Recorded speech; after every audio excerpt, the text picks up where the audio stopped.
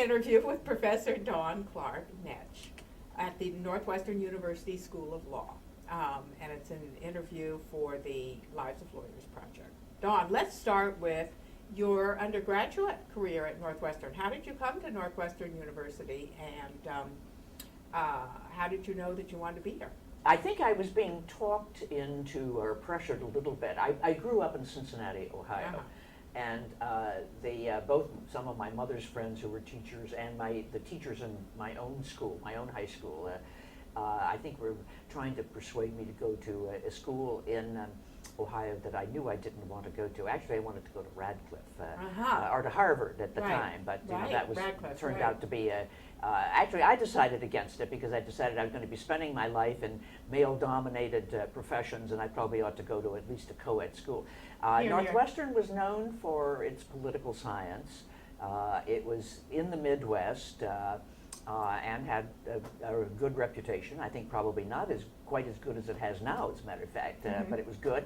So somehow, I got interested in it. One of my good friends, who also went to the same high school I did in Cincinnati, had been looking at it and had a lot of information. And so, we kind of got together on that. And anyway, I decided on Northwestern. Good. So, were your parents teachers? No. Father was in business, had been in all the wars also, and my mother was a social worker. And worked almost all of my life from about the time I was 4 years or 5 years old. That was interesting. So that was certainly, I'm sure, a guiding influence for you. Yeah, although we never thought about it. I mean, I think she started back to work because it was the Depression. Yeah. And it was needed in that way. But then she was very good at it, I think, and liked it very much, and so continued to work really until she was 70 something. Good for her. Yeah. Good for her. Who did she work for? State? Two agencies, really. One was the major private children's agency in the Cincinnati area, and the other was the county, whatever it was called, welfare agency. Well, actually, I think when she really first started in the Depression, it probably was the either the county or the state, literally welfare agency. But she really focused later on the children's services part of it, and spent most of her life working for the agencies then that worked with abandoned, abused, neglected children. So when you came to undergraduate school, you already knew quite a bit about government and how government worked. Well, I probably knew more than some, but I didn't know nearly enough. Yeah, and I'd never known. By the way, people have asked me so many times, whatever got you persuaded to go into, quote, politics or government. And I cannot answer that question. The only thing I can really identify ever was I had two English teachers when I was in high school. I went to a large melting pot high school. And academically rigorous. Only for those of us who were going on to college. It was the whole gamut. And they clearly gave us the best teachers in our own classes. It was never acknowledged, but it was quite clear that it was happening. And I found, by the way, that even though it was truly and literally a melting pot high school, I mean, we had the full gamut of economic, racial, everything else, I was as well prepared when I got to college as people who've been to much fancier schools, because we did just have some. My Latin teacher was incredible. My English teachers were, my math teacher, they were all just very, very, very good. Excellent. And one of the English teachers, Miss Atkins, I can just remember her railing from time to time about, and I don't know whether it was about the Depression or about the status of poor people or what it was, but something there, I think, lit a spark.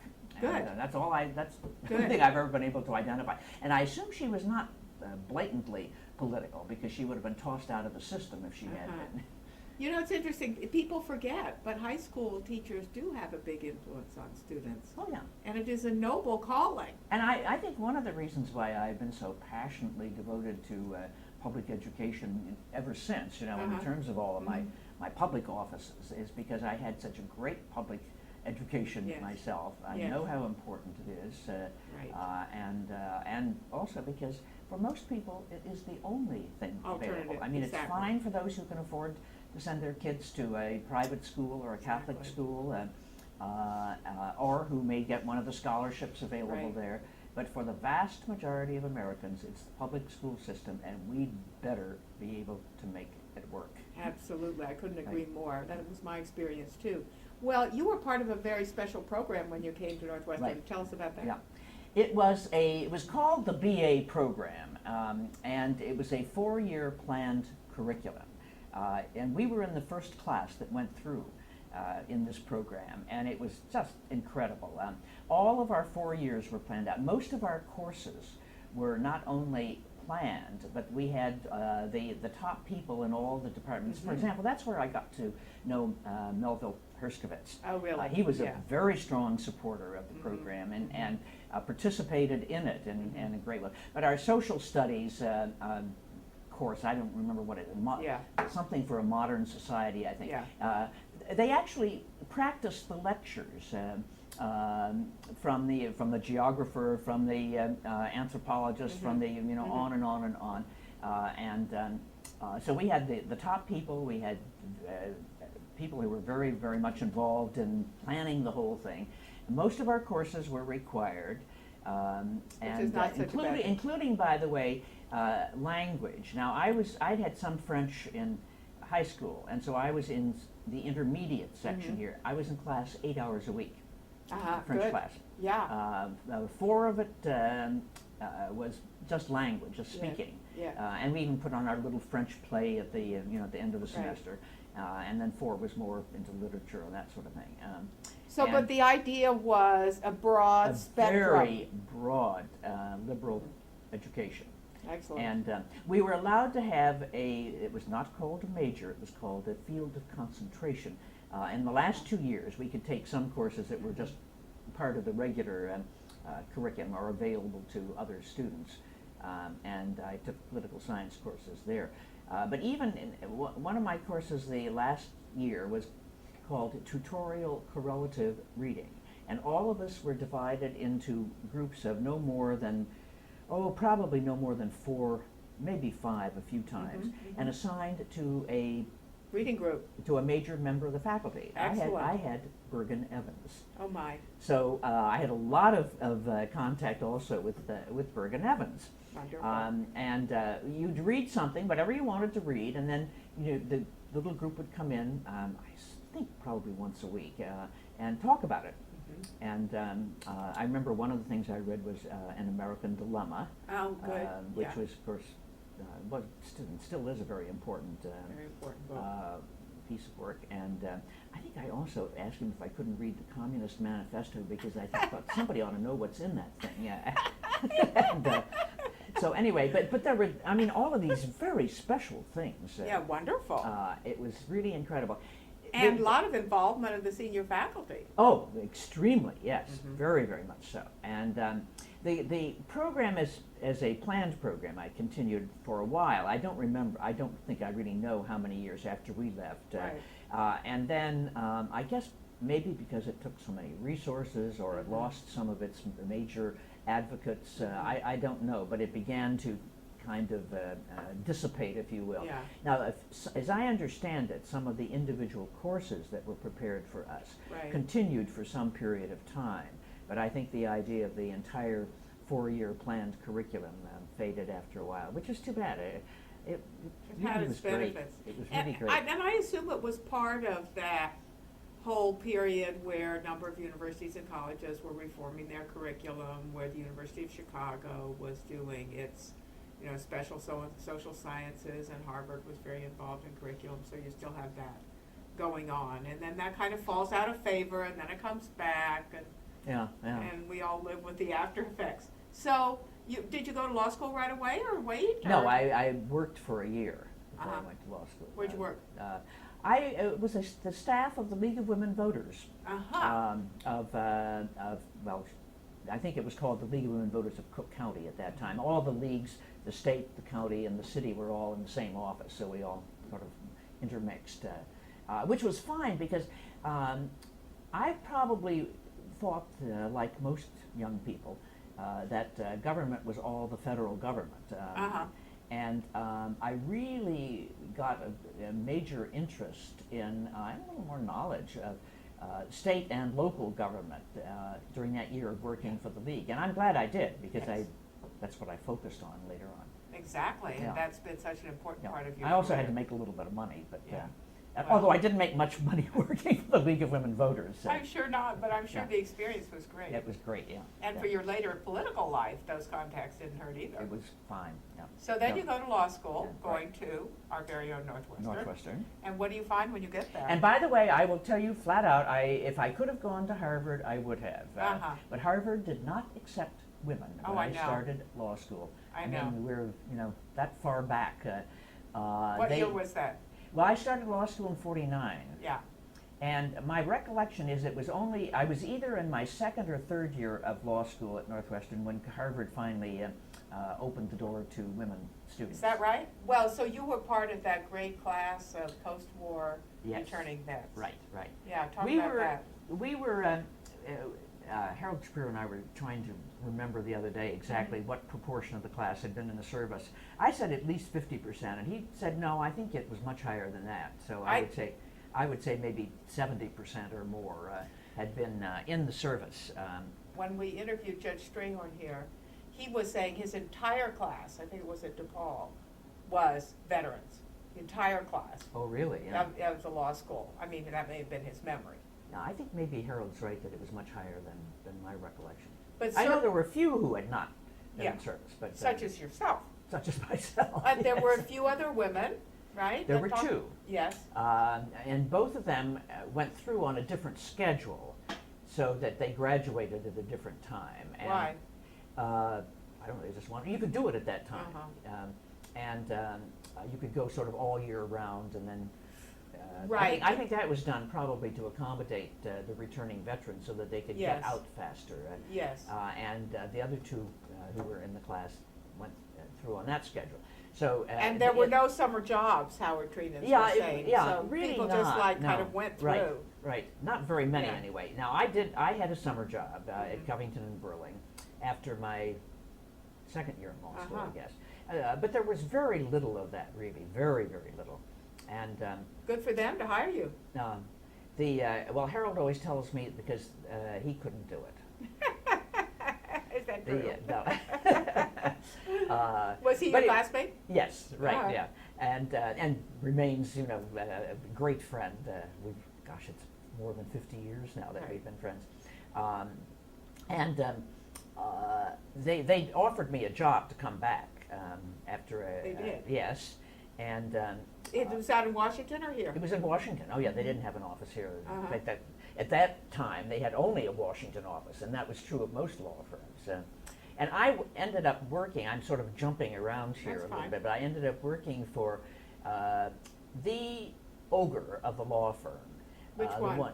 Tommy Austin, and he was known as the Simon Legree, the mean guy. And used to do things like.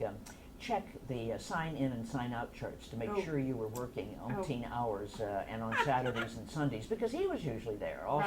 Right. Uh-huh. And we got along fine. He I would bet. not acknowledge it until later, really, but we had a great relationship. So Excellent, excellent. so in What, law and school, once you okay. worked with him, nobody else was going to give you any trouble, right? Right, yeah. Well, I took care of it, actually.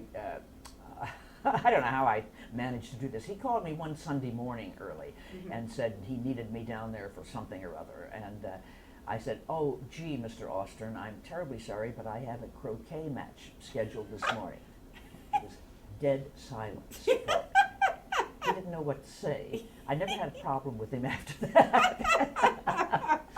And I was going out to play croquet with some friends, as it turns out. I didn't make it up. But That's so But back to funny. law school, it's just amazing when I look at the law school bulletin from my year and look at now. In fact, when I do this little history of the law school, Yes. sometime, I had my assistant sit down and count up the number of courses that are offered now at Right. Northwestern Law School, and it was 220 or something. I think about 220. Huge number.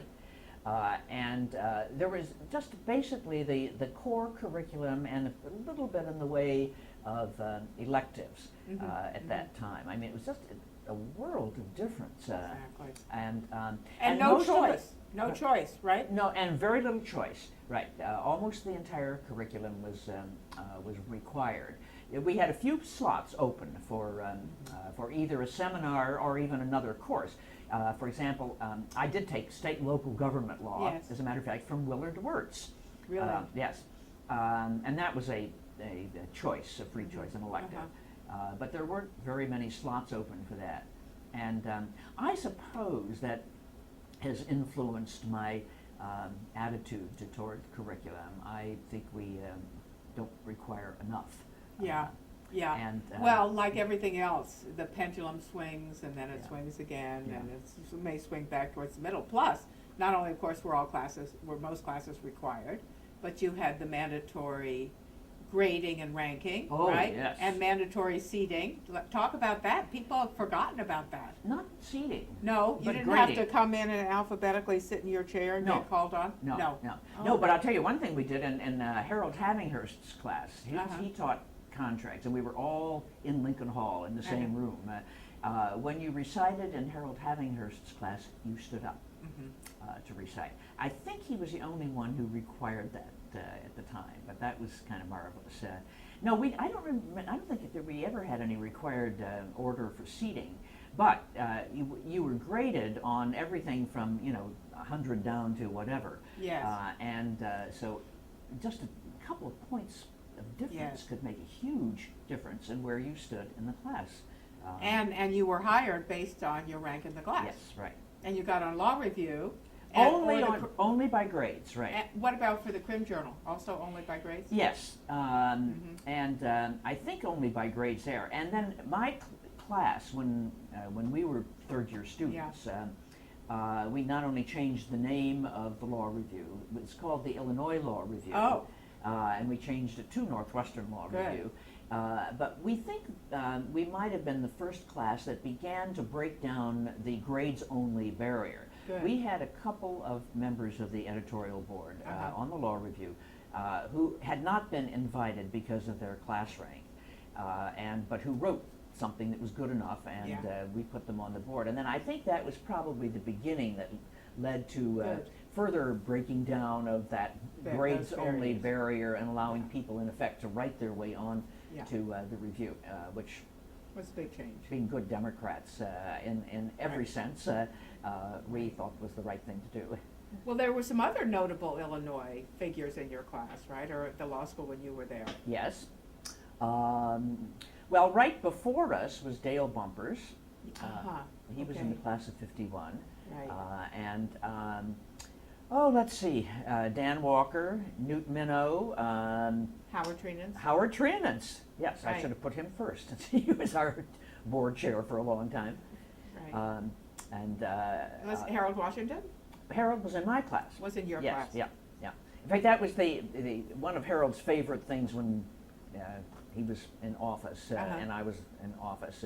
And we'd be in the same program or in the same audience or something, and we'd talk about the fact that there were only two faces that stood out in the picture of the June graduating Uh-huh, class in uh-huh. 1952, his and mine. Oh, my. Where were the other two women? They had graduated at I a different see. time. See, I that see. was, yeah, They so were on the not other in calendar. that picture, right? I Yeah. see. Most of the members of the class were in the June graduating class. That was the vast bulk, but there had been a class at a different time, and they showed up in that picture, but Okay. only Harold and I showed up in the. And did the men wear suits to class? Did you wear dresses to suits to class? Which we were all so broke. I think some of the guys did not always. I mean, I don't think they wore ties. Most of them probably barely had a tie, but they were dressed very differently. And I don't think a faculty member ever showed up looking like the faculty members look Today, I You know. can't tell them from the students You now. can't half the time. Yeah, and I assume, in fact, I was just thinking the other day walking to school and seeing all of the female law students Yes. now. We didn't have things like slacks and blue jeans and comfortable shoes and all. No. And I think I had to wear, skirt and. I'm sure you did. When I was an undergraduate, you had to wear a skirt to class. You had these huge snowstorms in Ithaca, And you could not wear slacks to class? I don't think they even made them for us, slacks in those days. So what do you do when you graduate? Let's go to that right away. Well, the first thing I did was something I've done off and on all my life. I went to work in Governor Stephenson's presidential campaign. I had been intending, in fact, I'd already been hired to work in his gubernatorial campaign. He was going to be running for re-election in 1952. Right. And I was going to be working on the gubernatorial campaign, and then all of a sudden he became a presidential candidate instead. Yes. Now, how did you come to know him and work for him? Just through Democratic politics? Well, I didn't really know him at the time, but I had done volunteer work in the 1948 campaign when I was, that was a year between undergraduate and law school, I guess. Right. And had gotten to know some of the people who were part of his circle. And one person in particular, Richard Babcock, who was a lawyer, a very distinguished lawyer. As a matter of fact, a very distinguished lawyer in land use matters and local government matters. He was very much involved. And he was going to be, I think, the executive director of the gubernatorial re-election campaign. And which was supposed to be in 52. That was in 52, Yeah. right. And then how does he come to run for president instead? Well, this group of people who included, oh gosh, you know, Hubert Will and Luke Kahn and I can't remember who they all are at the moment, decided that they wanted him to run for president. He did not really, as far as I know, did not really encourage it because he was all set on governor. Being governor. Yes. Yeah. And was well respected as a governor. Extremely well respected, yeah. And so he, but they, somehow they just kept pushing and pushing and pulling, and it finally happened, and nobody thought at the beginning that it was going to happen. And so he became the Democratic candidate, and his acceptance speech, which was still, you know, one of the great acceptance speeches of all time, which was delivered I think about 2 o'clock in the morning, because this, you know, conventions really decided who was going to be the candidate in those days. Exactly. And so it was, you know, tense up to the last minute. Very. And one of my problems is that I was taking the bar exam, I think the week after the Democratic convention. Needless to say, I wasn't spending much time studying for the bar exam. You were with my candidate becoming all of a sudden the Democratic candidate for president.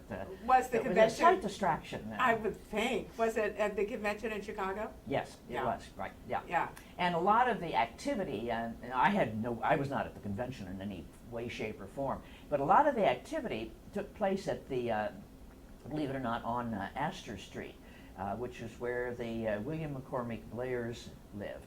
Why? Why would it take place well, there? because Bill Blair was working with Governor Stephenson and was one of those who was sort of part of the conspiratorial group, I guess.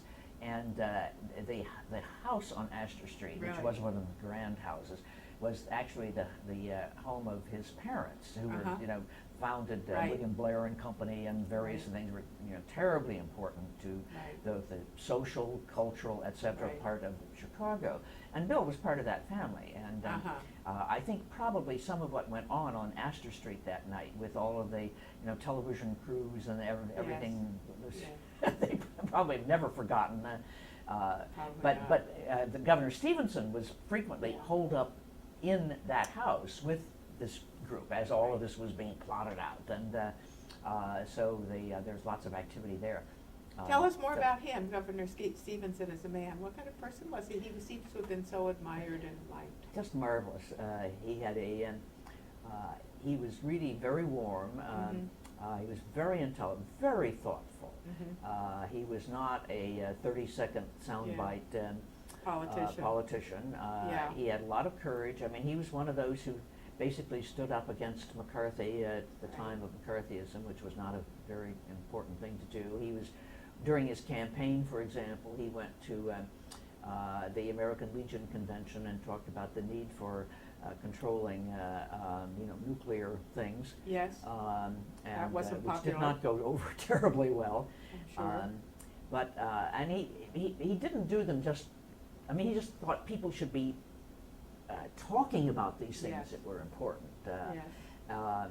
He, as it turned out, he was a beautiful speaker and beautiful writer. Right. Although I would tell you one funny story is, This was while he was still governor. And Nehru was coming to visit Chicago, probably under the auspices of the Chicago Council on Foreign Relations, with which Governor Stephenson had been very active at one time. And he was governor at the time, so of course they asked him to sort of introduce Nehru and, get everything going there. And I was listening to it on radio. I was not there. I think it was probably the year I was working. And I remember sort of sitting there, crossing my fingers, because he had this, he had a marvelous way of, because he was thinking through everything as he was talking of I don't want to use the word stammering, but it didn't all come just flowing out gracefully. And I thought, oh, come on, don't blow it, Governor. This is your first sort of national audience. And of course, in the retrospect, it's funny to think that could ever be a problem, because he turned out to be one of the really beautiful public speakers of all time. Beautiful. Yeah. I remember Absolutely that. Beautiful, yeah. Absolutely beautiful. Right. So then you get involved in the campaign, right? Did you postpone going to a law office so you could do that? Yes. I had an offer from Covington and Burling, which was one of the distinguished law firms, to come to work. And I didn't answer for a long time, because we were trying to figure out what was going to happen on all of this, and they kept saying, well, do you want to come to work for us or not? And finally I said, yes, I would like to, but I'm not available until after the election is over. And again, I think they were a little stunned by that. I'll bet. It didn't occur to me that it was anything to be. They thought she should be grateful we're asking her. Yeah, that we're asking her back. So they said, okay. So after the unfortunate loss, I went to work for Covington and Burling. In Washington? In Washington, yeah. Yeah. And what kind of stuff were you doing for them? Mostly, as it turned out, well, the first case that I worked on actually was the Texas City disaster litigation, and under the Federal Tort Claims Act. This was a ammonium nitrate had combusted, created fire and explosion, and killed about 525 people in Texas City, Texas. And this was the government was sued under the Federal Tort Claims Act, and this went all the way to the U.S. Supreme Court. Right. And so we got into it at the U.S. Supreme Court level, and a bunch of us had various parts of the case to do the work for, and prepare what was going to go ultimately into the brief and the oral argument, because we had nothing to do with writing the brief or the oral argument. Obviously, we were just flunkies in the firm. So that was the first thing. Pretty interesting. Right. Now, why was the government? But we did get to go hear the argument. Good. So. Why was the government being sued? Did they own the plant? Because they should have known that ammonium nitrate, when stored that way, was potentially dangerous, and they had certain responsibilities having to do with, I think, a little bit less with the fact that it was on a boat and on the water, but with whoever it was that was in charge of giving the safety pass to that kind of thing, and they never warned anyone. It turned out they didn't get held liable, but it had a lot to do with really sort of opening up the, I would say, the possibilities of the Federal Tort Claims Act. Yeah, so that was the first thing. That took a lot of time. Interesting too. And then I got assigned to most to this Tommy Austin, who was this, the scholar of the law firm. So I did a lot of antitrust for him, almost all antitrust. Yeah. And I had a few others. And then quite by accident, I became the resident immigration expert, all of this in 2 years. Well, the person who'd been doing immigration law for the firm had left the firm. And one day, one of Austin's clients, I think it was American Can Company, had one of their offshore managers who had been assigned, I think was in charge of a good part of the South American market, and his wife had been down there, and when they came back in, she was detained because, as it turned out, she was not an American citizen. She didn't even know it. So somebody had to do something. Somebody had to take care of this, So I had to dig in on all of that.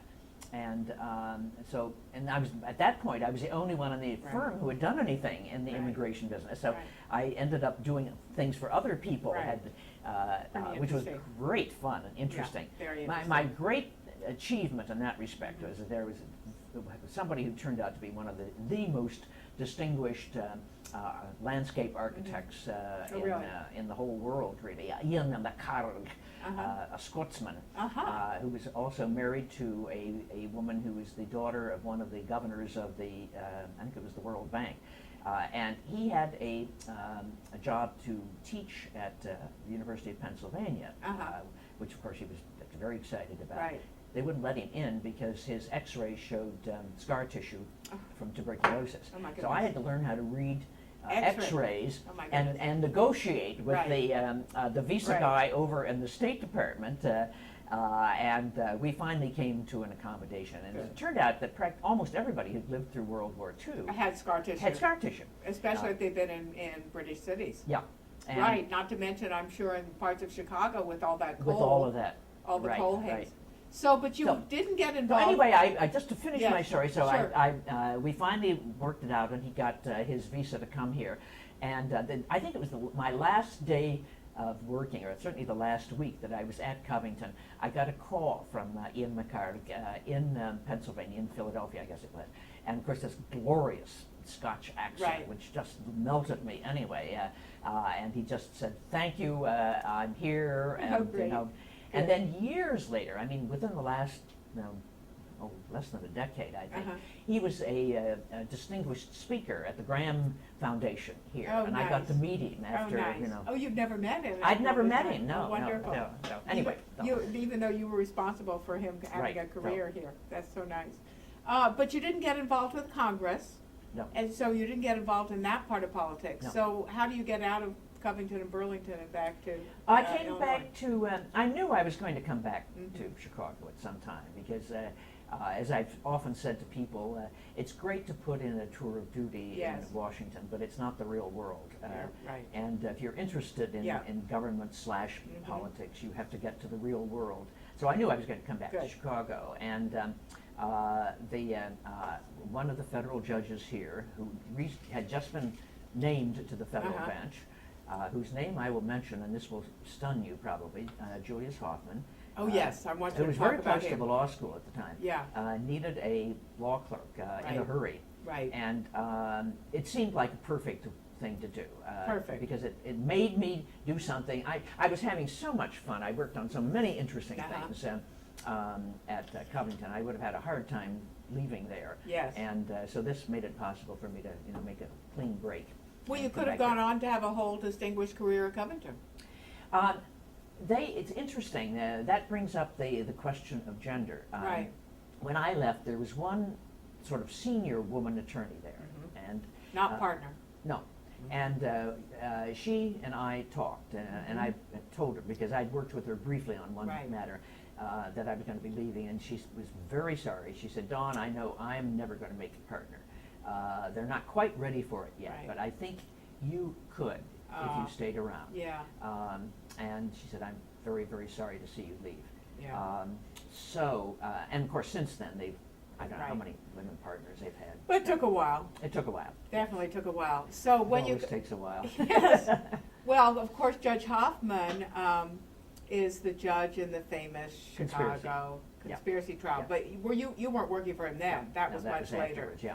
And in fact, I have to give you, if you don't have it, there's a wonderful play for radio done of the Chicago conspiracy trial, where people talk about Hoffman and they interview some of the defendants. I've heard about it. I've never. It's wonderful. Yeah. LA Theater Works. Yeah. Anyway, so how do you find Judge Hoffman? And I'd forgotten that he was a Northwestern grad. Is that correct? Well, and we had known him because when we had my class commencement, we just had it at the law school. It was not the big whoop-de-doo that it is now. He was our speaker. I see. So we'd all gotten to know him slightly, and working for him, believe it or not, was very good. He gave me a huge amount of leeway, and of course he had all these old cases that they always dump on the newly appointed judges. So there's a huge amount of backlog to be caught up on, And I didn't get to sit in court very often. Still, great experience. Yeah, it was a great experience. My sense for lawyers or for law students now is if you get a chance to clerk, by all means try to do it at the trial court level rather than at the appellate level. I mean, unless you're going to the Supreme Court, U.S. Supreme Court, then sure, take it then. But I think you just learn a lot so more. So much. And he was very easy to work for. We had disagreements only on a few things. He was very tough on sentencing, by the way. But he had a reputation as being very tough. But the people that he was toughest on were the white-collar criminals. Really? You know, the tax evaders and all. Yeah. And he said, you know, why should they get off so easily? And I had no argument really with that. He did sentence a conscientious, someone that I would have called a conscientious objector, somebody I think went to Canada. Really? I believe it was, to jail. I would not have done that. But other than that, you know, we, and I probably would have been a little more lenient maybe on first-time drug offenders unless they were really pushers or something. And I think he was, as I recall, fairly tough on them too. And then, you know, there's some, subsequently, because that was the first step in becoming, you know, dealers, as we saw later. Anyway, so it was a perfectly fine experience. Good. And it got you back to Chicago. It got me back to Chicago. Yeah. And I would, you know, one other thing about the conspiracy thing, which is nothing that we haven't said publicly before. Two of us who, I was on the faculty by then, and two of us, Harry Reese and I, the minute we heard that the case had been assigned to Judge Hoffman, we said, oh no, it's a Greek tragedy in the making. Yes. And it was. We knew, and it was. And it grew out of what those of us who knew Judge Hoffman very well. He had this absolute reverence for the law and, you know, the dignity of it and all. And there was no way that the courtroom was not going to be pretty wide open with those defendants. And they figured that out in a hurry, and they knew exactly how to make it. They were very clever about that. And he didn't understand enough to realize that they were in effect setting him up for it. They were really going at his major weakness as a judge.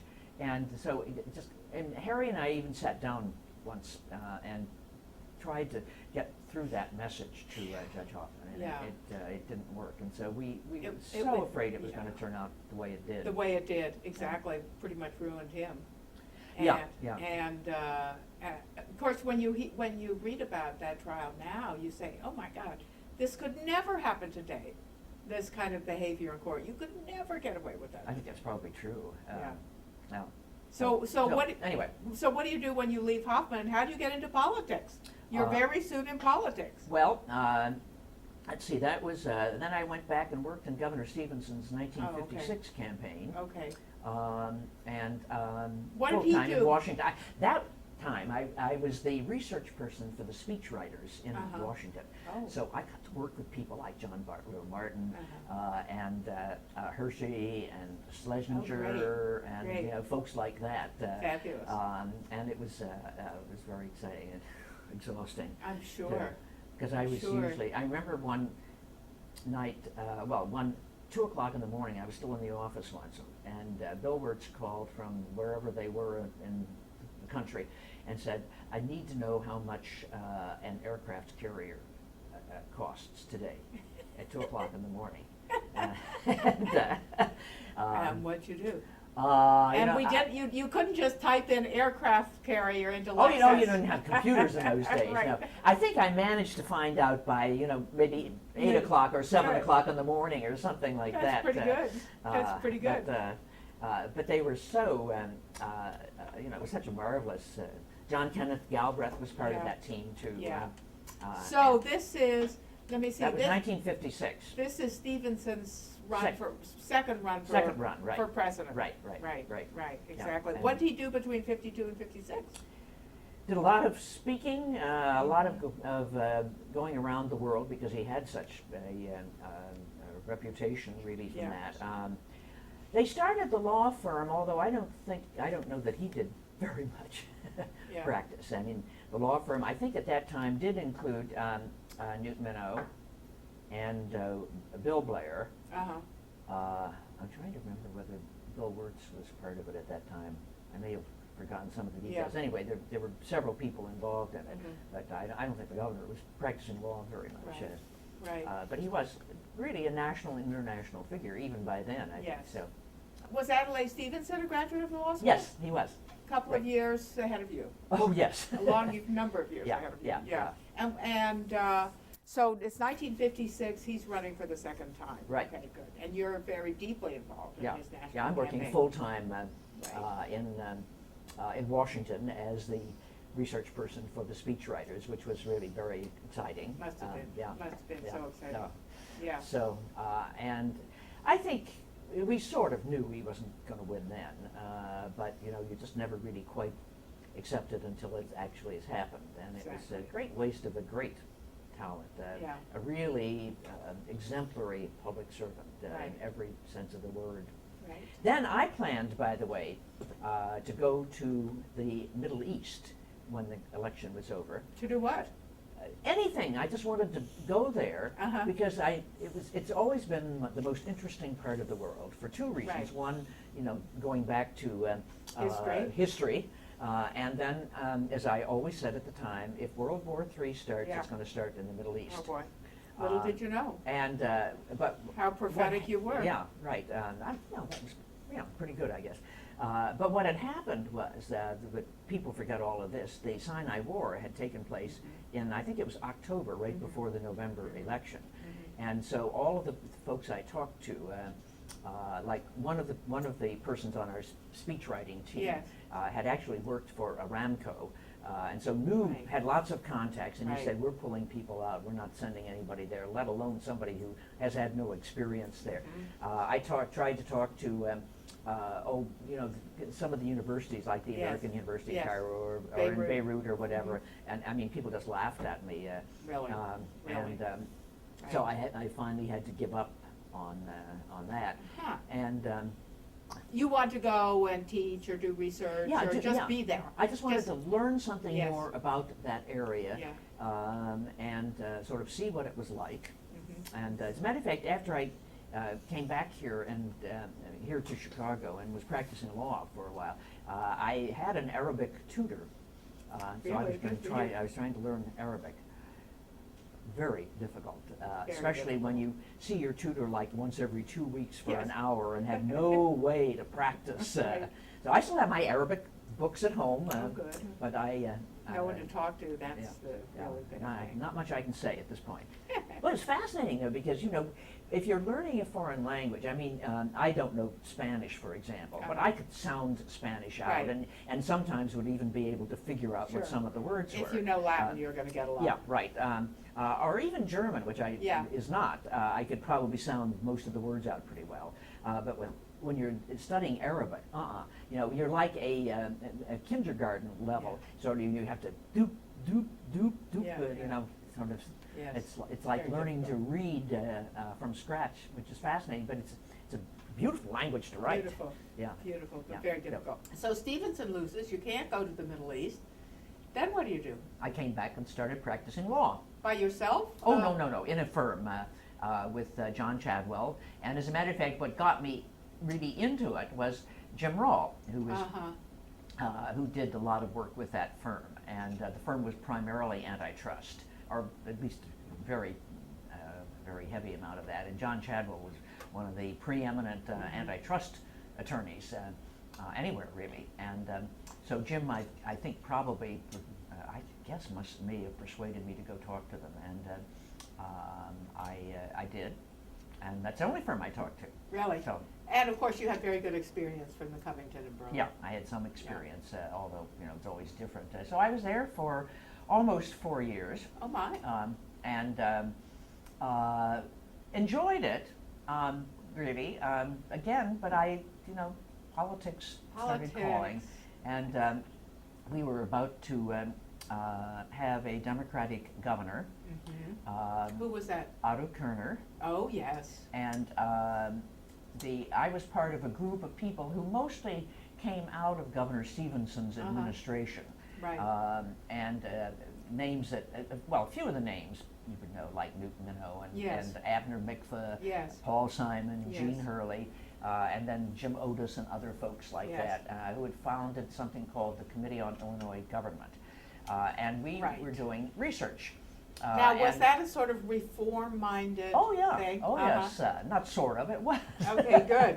Talk And- about that and why it was needed. Because nobody at the state level ever paid attention to policy decisions or substantive issues. Yes. And so that we did what we thought was their work. Right. And we had we decided that, for example, we were the first ones who really started pushing for a state income tax. Illinois was the last of the northern industrial Oh, my. states to adopt a state income tax. And there was just no question it had to be done in order to be able to service all the things that the state was responsible for, including education. And Of course, that's not going to be a popular program. no. And then we'd also kept tabs on the Republican administration that Governor Stephenson had supplanted, if you will. Yeah. So we had reforms on how you take care of the mentally ill. We had a lot of fiscal reforms. We had transportation program. Yeah. We were, by the way, as I recall, wildly opposed to the whole tollway business. Oh, really? Yeah. Well, it was pretty scandalous at the time. You mean terms- building the highways or Well, charging for I them? think it was a little bit of two things. One, there were a lot of people who were making money on Yeah. contracts and consultants and everything, and so a lot of it had to do with the scandalous part of it. Yes. And then I think there was at least a good hunk of our group who thought that that was not right, that all roads should be freeways. And available to everybody and so forth. So anyway, I mean, there were just a whole area of things. And a lot of Plus they were tearing down a lot of lower income housing to build these freeways, right?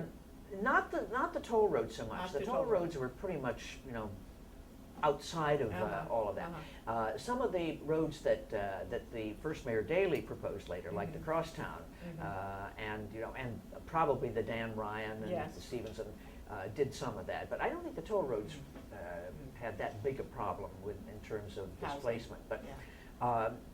and a lot of it, of course, were the issues that either might have arisen in Governor Stephenson's gubernatorial Yes. administration, Yes. or that those of us who had all been Who worked for him. well, I hadn't actually worked for him, but For Stephenson, I mean. but some of the other Yeah. I hadn't worked for him as governor though. Yes. But we all knew about the things that Right. needed to be done, and so a lot of it really was an outgrowth of that. But at the same time, we realized that nobody did any research on state issues. And so when Governor Kerner suddenly became the Governor. became the Democratic candidate, Yes, really, it was yes. at an earlier stage, we became really a backup research source for him. And so it was a kind of afterlife for Stephenson. Oh yes, oh yeah. His people, his ideas, his concerns. That's What he wanted exactly done. what it was. Yeah. The Committee on Illinois Government was kind Yeah. of Governor Stephenson reincarnated, if you will. Reincarnated. Yeah. But what about dealing with Chicago? And Chicago had a reputation, at least for being at the time, a very corrupt city government, and yet it's like the big elephant in the state. And how about that? It's very interesting. We weren't really doing things that stepped on Mayor Daley's toes, I think he, you never knew what he was thinking. He was like the great Buddha. Yes. The one time that two of us went to ask for some money to help support our project, it was fascinating. He sat there with not a flicker of anything for most of it. When nobody's responding, you start Right. talking faster and Right, faster, and right. your mouth gets dry. Right, very bad, yes. And anyway, we were trying to make our case, and finally, when we talked about maybe some money to do, the ads and the educational and that sort of thing, that was something he responded to, and we did get some money. From him, not From the city, yeah, yeah. from his political Right. organization, not Right. for the city. Right. For the most part, when we were helping Democratic candidates, primarily for governor, but for state legislature, we were very Yes. helpful. And I don't think he really had any objection particularly to what we were Right. doing. I think he would have disagreed with some of our positions, but they weren't ones that caused him any great difficulty. And so it was never a particularly hostile relationship at all. It was not a close, cuddly Right, relationship exactly. either. But we clearly helped. Well, the first candidate actually was even before that, when Herb Passion suddenly became the Democratic candidate. Or he was a Democratic candidate, and then withdrew because of some problems. Austin became pretty late in the game the Democratic candidate for governor. This was before Kerner. I'm sort of stepping back Yes. a minute now. And he really needed help because it was like, it seems to me it was September or later, and he had no background in state government. And so we just, he turned to us for help on information and education and research and everything. And I think the Democrats knew that and understood that, and were grateful probably. Austin certainly was. Right. We did spend a lot of time helping him by providing information and ideas and things of that sort. And then after he was elected, all of a sudden, I remember we were sort of sitting around our very sparse office, and by then, what I call young Adlai, who was no longer that young, but the governor's son, and a lot of us who'd been involved in all of this over a period of time. Jim Moran, who was later became the chief judge of the federal district court here, and folks like that. And we suddenly realized that he was going to be governor, and here we were sitting on all of this, all these ideas and information and background, and somebody needed to go down there and be on his staff. And was that you? And they all looked around the room, and they most of them were either in the early stages of their legal careers, or they were married and had family. And so they looked at me and said, "You're it." And you weren't married at that time? I wasn't married at the time, no. But, so you got stuck with going down to Springfield? Well, I don't know whether the word is stuck, but I was sort of elected. And then they worked it out with the people who were close to Kerner. And there was so little staff at that time. And I then became kind of the resident person for getting the legislative program together. And I had enormous help, not only from all of the things that my buddies on the Committee on Illinois Government had done, and from some of them. But then we also made great use of some people at the Institute of Government at the University of Illinois. And that was, Rube Cohn, Gil Steiner, Sam Gove, and several people over there. So we all became sort of the nucleus for preparing what was really a very progressive legislative agenda. Now talk about that. What did you have? So all of a sudden you were in a position of considerable power. You had the governor's trust. I didn't for a while probably, because he didn't know me when I except vaguely when I went to work. It took a while for him, I think, to accept the fact that we were there really to do all these exciting things. And he was very receptive to not everything that we were for. I mean, he wasn't going to take some of our pretty way out fiscal proposals probably, but for example, the idea of let me just mention a couple. In the first place, we had to pass a Fair Employment Practices Commission. We'd never done that in Illinois. That was absolutely insane for a state like this not to have done it. That was part of our program, and we got that passed the first year. So fair employment means? Non-discrimination. Non-discrimination, protection for organizers? Was it a union? No, it wasn't a labor Nothing relations. It was basically non-discrimination in hiring. Yeah. And then he even agreed to go along with our attempting we got that done the first session, legislative session. And then, of course, the really controversial one was a fair housing, non-discrimination in housing. Right. Very controversial. Very controversial. And but he gave me, free reign to go for it. Now, we couldn't pass it, but so we're talking 62? 62. Yeah. Yes. And And what kind of a place was the legislature then? Very different. Much more I think, much more filled with the what people would probably describe as sort of the old boys network than is true today. There are a lot more really very serious, hardworking, intelligent state legislators than I think most people, including the media, gives credit for. Admittedly, they got too tied up because of the dominance of money in campaigns. That's really the cancer that's eating away now. But there were a lot more corrupt people back in those days too. It was, not approximately the same time that Paul Simon wrote his famous article for the Atlantic about the corruption in the Illinois General Assembly. There were some people who were just known as being on the take, and then others who were just the bosses. For example, we had virtually no budget program at the time. I mean, there was one guy who had been sort of the staff person who really, the Illinois state budget was in his back pocket. Oh my goodness. And there was just no intelligence, no planning, nothing went into it. And he was very close to a real crusty state senator who was from the University of Illinois area, from the Champaign area, who was the head of the, what we call probably the Budget Commission. And basically the budget was decided by those two.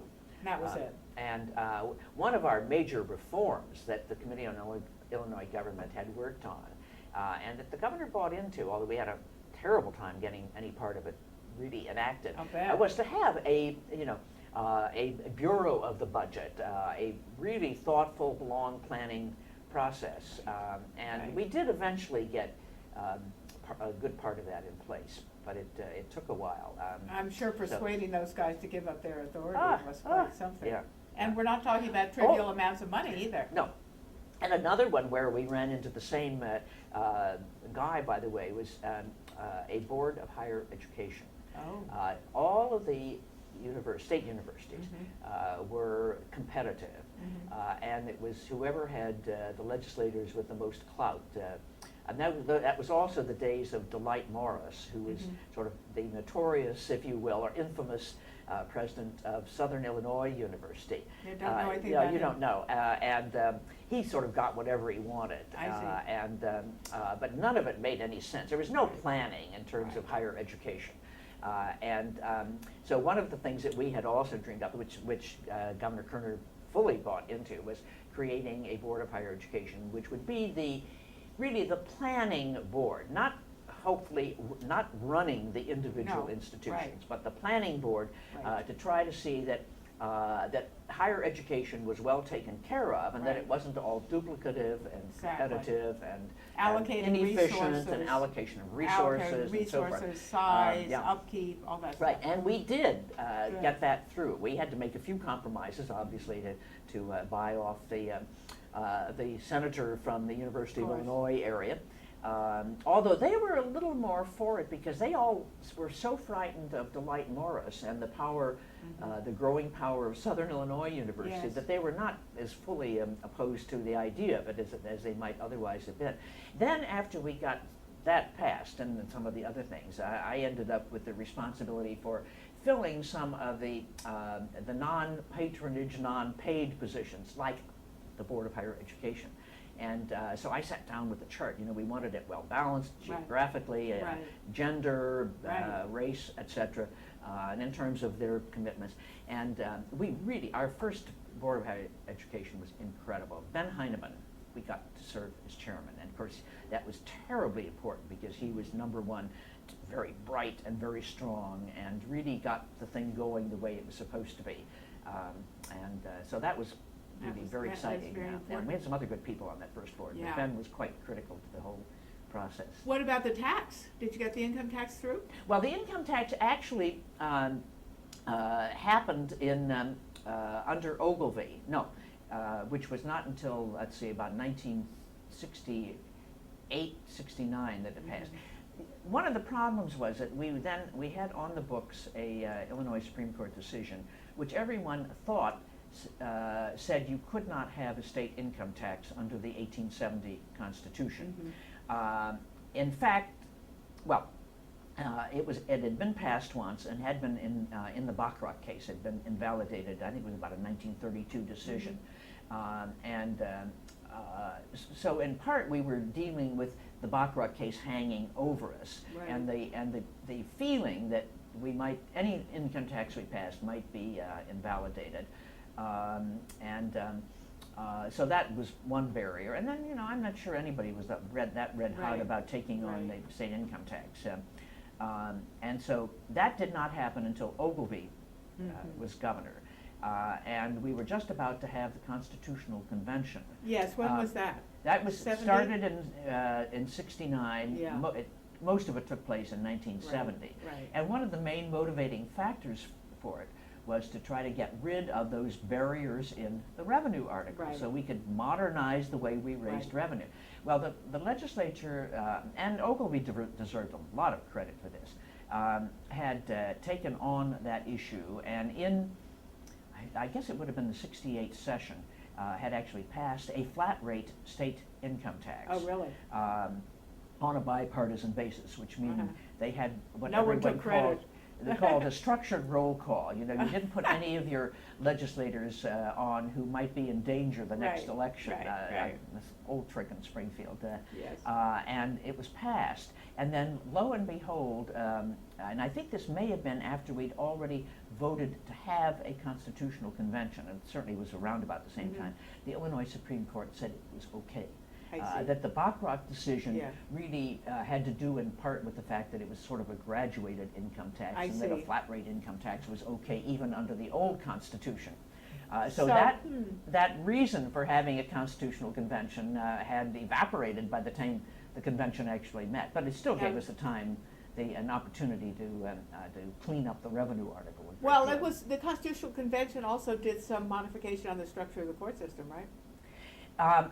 Most of that had been done earlier. 48? Yeah, and let's see, the amendment that restructured the court system was on the ballot while Kerner was governor, I am positive, and while I was working for him, because we were very supportive of that, and that really produced what we call sort of an integrated court Right. system. One Supreme Court, Right. only 3 levels: Supreme Court, appellate courts, and trial courts. And all the trial courts officially are circuit court. So got rid of all these little specialized And it courts, got rid of the Chancery justices of the courts, peace this, and the right, magistrates and right. all these things. Very important, Yeah, very important. extremely important. Yeah. Yeah. Then we did some cleaning up of the disciplinary process in the Constitutional Convention, the judicial Yes. process, and got things a little bit better on. We also offered the voters the opportunity to do away with the election of judges. Yeah, what about that? We have Justice Pincham in one of our interviews Yeah. saying he's all for the election of judges and Yeah. judges should be accountable. What do you think? No, No. I have been wildly opposed to it. Yeah. I was part of the group in the well, actually, some of us had taken that position even before I ended up being a delegate to the Constitutional Convention. And we were supporters of what came to be known as merit selection, which Judge Pincham would go up the ceiling, to the ceiling about. But that is just the name that it developed. Sure. It's also sometimes called the Missouri system. And basically, it's a 2-tiered system in which a commission made up in part of lawyers, in part of non-lawyers, recommends typically 3 candidates for every vacancy, and then the final appointing authority, which usually is the governor, chooses one of those 3. So it's a 2-level appointive process. Now, is it hearings before the Judiciary Committee of the Senate? That's what we had in New Jersey, a similar process, but they had to be confirmed by the Senate Judiciary. And then the governor formally appoints. No, it's never been quite that way. We changed the proposal from time to time to try to meet some of the arguments that have been made against it. In probably the most recent editions, the appointing system works as we originally set it up. The commission recommends candidates for the vacancy. The governor makes the appointment. And then we did add in later proposals, subject to Senate confirmation. And that we thought and hoped would help a little bit. And we always applied it only to the Supreme Court and the appellate courts. and then allowed the districts to adopt to it elect. by local option. Oh, And we Oh. knew at the time, we were pretty sure that we could get it adopted by Cook County, which is a district all by itself, Right. and probably by the surrounding counties, because all of them voted for that proposal at the time of the Wow. Constitutional Convention. wow. But we knew that downstate, they really believe in, they know their judges, and they want to reach out and touch them, and so we said, okay, if you don't want to Right. choose your circuit court judges, and most people never get beyond the circuit court anyway. If you don't want to choose them by our two-tiered appointive system, you don't have to. It's up to you. You can stay with electing your judges downstate. We need to get rid of it up here in Cook County. And it's more widely believed that we oughtn't to be electing Supreme Court judges. And I'll tell you one thing. If we needed any lessons, what's been happening in now even in this state in terms of the election of judges is absolutely awful. Awful. It is scary. It's a And if you want to scandal. do, that's in our tri-level, our three system of government. Yes. The judiciary is completely dependent on its credibility, Right. the belief that it is unbiased Right. and fair and all. And that it's qualified people. Yeah, and The campaign process does not. is, ensure and that. it's getting, it's been happening in other states. Yeah. I mean, Texas has always been that way. Outrageous, Ohio's had some horrible state Supreme Yes. Court races recently, Right. including this time. Michigan's had some Right. bad ones. Alabama had one, So it's been spreading a little bit. And for a while, we said, gee, it hasn't quite hit us yet. It has now hit us. And the race that we just went through in the 5th Judicial District, which was downstate, basically, it was getting worse before that even, but this one was absolutely horrible. We believe it's going to turn out to be about $8.5 to $9 million was spent Wow. to elect one state Supreme Court Ridiculous. justice. Almost all the money came from special Outside. interests on both sides, and the ads got ugly, ugly, ugly.